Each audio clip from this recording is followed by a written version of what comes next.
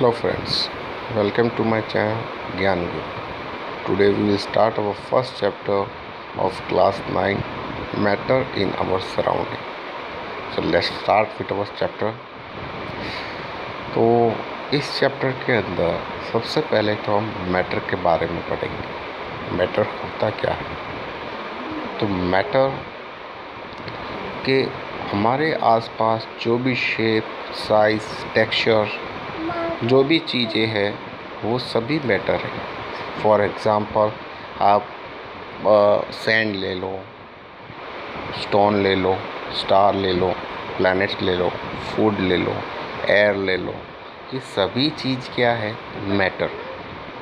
ठीक है, तो इन सभी चीज़ का कोई ना कोई मास या तो फिर कोई ना कोई वॉल्यूम होता है। तो बहुत साल पहले हम इंसान ये समझना चाहते थे कि एक्चुअली हम किससे या मैटर किस चीज़ों से बना होता है।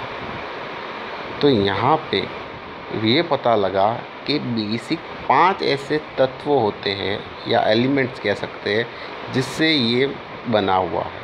पहला है हवा, दूसरा पानी, तीसरा पृथ्वी, चौथा अग्नि और पांचवा आकाश, मतलब कि air, water, fire, sky and water. ठीक है, तो ये जो 5 एलिमेंट्स हैं, चाहे ये लिविंग थिंग्स हो या नॉन लिविंग थिंग्स हो, ये सब मैटर से ही बने होते हैं।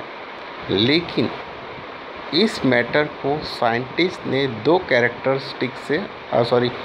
दो फिज़िकल प्रॉपर्टीज़ और केमिकल प्रॉपर नेचर्स के द्वारा क्लासिफिकेशन किया है। तो आइए देखते हैं कि किस प्रकार से उसका क्लासिफिकेशन किया है। सबसे पहले देखते हैं फिज़िकल नेचर ऑफ मैटर। ठीक है, तो matter is made of particles. ठीक है, अब यहाँ पे हमें कुछ एक्टिविटीज़ दी गई है। ठीक है, for a long time, 2 schools of thought prevailed regarding the nature of matter. One school believed that to be continuous like a block of wood, and second other thought that the matter was made of particle like sand. अब यहाँ पे क्या कह रहे हैं कि यहाँ पे एक एक्टिविटी ली गई है। एक का मानना ये है कि मैटर एक कंटिन्यूस फॉर्म है, जबकि दूसरे का मानना ऐसा है कि मैटर को उसको पार्टिकल्स को डिवाइड किया, मतलब छोटे छोटे पार्टिकल्स में।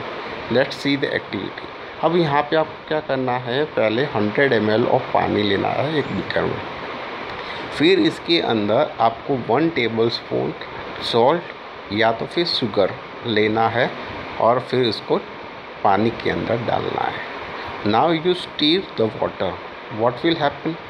क्या होगा? ऑब्वियस हम जानते ही है कि जो सॉल्ट या जो शुगर हमने पानी के अंदर डाला वो क्या हो जाएगा?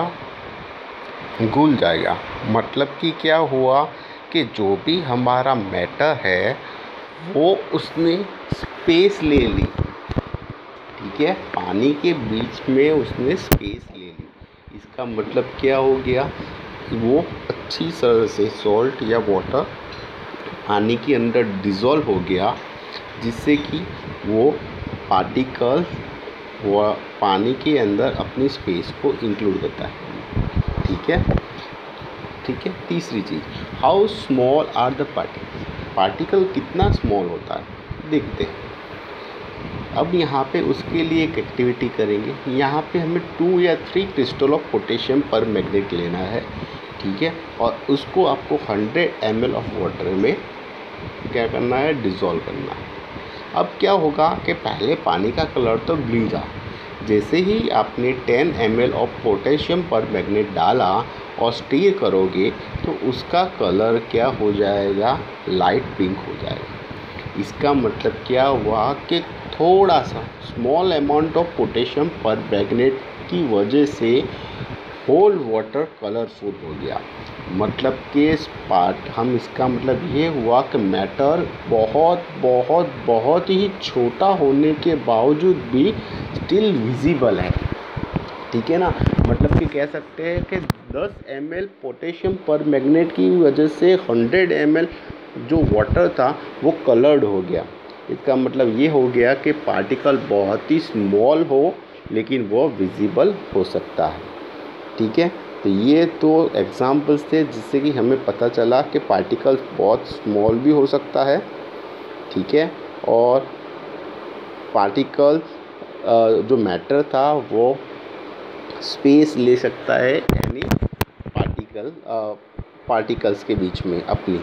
ठीक है, ये हमने दो एक्टिविटी में पढ़ा। Now particle of a matter have space between them. क्या पार्टिकल्स के अंदर, मतलब कहते हैं ना हम, मैंने अभी बताया आगे आपको कि पानी के बीच में सॉल्ट ने क्या किया, अपनी स्पेस ली। ठीक है, तो ये देखते हैं उसके लिए। In activity 1.1 and 1.2 we show that the particle sugar, salt, Dettol और potassium permanganate got evenly distributed in water. Similarly, when we take tea, coffee or lime, नींबू पानी, particle of one type of matter get into the space between the particles of other. This so there is enough space between the particles. हाँ, मैंने कहा मतलब कि चाहे कोई भी पार्टिकल क्यों ना हो, दूसरा पार्टिकल वह अपनी स्पेस उस पार्टिकल के बीच में ले ही लेगा। इसका मतलब ये हुआ कि बहुत सारी स्पेस होती है किसी भी पार्टिकल के बीच में। ठीक है, अब यहाँ पे एक एक्टिविटी ली है कि particle of matter are continuously moving.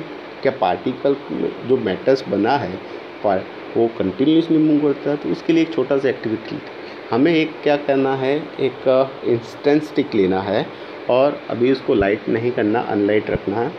फिर क्या करना है, आपको मैच स्टिक के ज़रिए उसको लाइट करो। तो धीरे धीरे आप एक स्मॉल डिस्टेंस पे बैठे हो तो धीरे धीरे उसकी स्मेल आपके पास आएगी। इसका मतलब क्या हुआ कि पार्टिकल ट्रैवल कर रहा है कंटिन्यूसली। आप चाहे कोई भी कॉर्नर में बैठो रूम के, आपको स्मेल आएगी ही आएगी। मतलब इसका मतलब ये हुआ कि पार्टिकल कंटिन्यूसली मूव कर रहा है। अंडरस्टूड दोस्तों? इसी तरह से दूसरी activity 1.4, take 2 glass beaker filled with water, put a drop of blue or red ink slowly and carefully along the side of the first beaker and honey in the same way second beaker. Leave them undisturbed in your house at a corner. Record your observation. What will happen immediately adding a drop and what will happen immediately adding a drop of honey? How many hours or days it will take for a color to ink evenly and throughout the water. अब यहाँ पे क्या कहा है कि 2 glass लेना है, पानी हमें लेना है और उसके अंदर एक ग्लास के अंदर हमें 1 ड्रॉप ऑफ ब्लू इंक डालना है और दूसरे ग्लास के अंदर हमें क्या कर डालना है, हनी डालना है और दोनों को स्टीर नहीं करना और थोड़ी देर के लिए एक साइड पे कॉर्नर पे रखो।